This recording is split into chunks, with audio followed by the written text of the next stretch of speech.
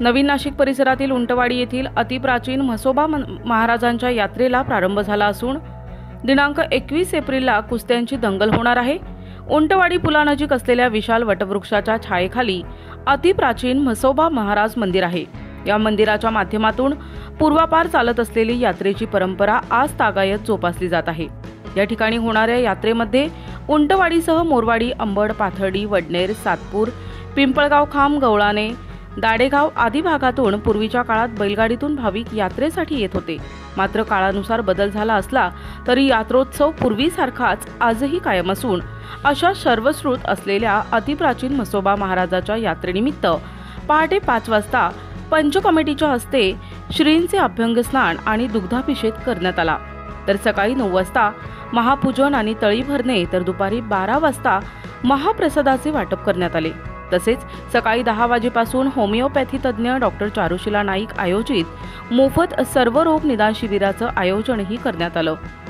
यात्रेत ग्रामीण भागाप्रमाणेच खेळणी आणि फराळांची दुकानं थाटली असून यामुळे शहरातही यात्रा अशी असते हे आजच्या पिढीला समजतंय।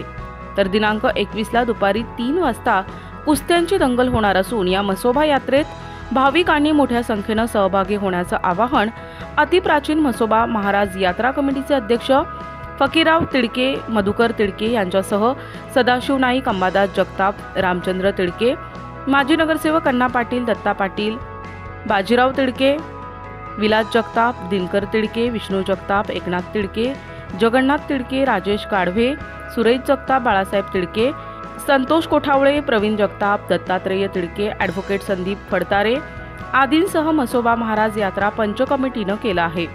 300 वर्षापूर्वी आमच्या वाडवडिलांनी श्री म्हसोबा महाराज देवस्थानची ह्या ठिकाणी स्थापना केलेली आहे आणि त्याची परंपरा म्हणून आज या ठिकाणी श्री म्हसोबा महाराजांची यात्रा संपन्न होत आहे।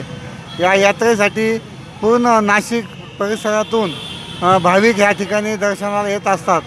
नवसाला पावणारा म्हसोबा महाराज यांची अशी ख्याती आहे की तुम्ही जर नवस केला तर तो पूर्ण होतो आणि अशा दृष्टीने या ठिकाणी आम्ही उंटवाडीमधील सर्व ग्रामस्थ ही यात्रा भरवत असतो।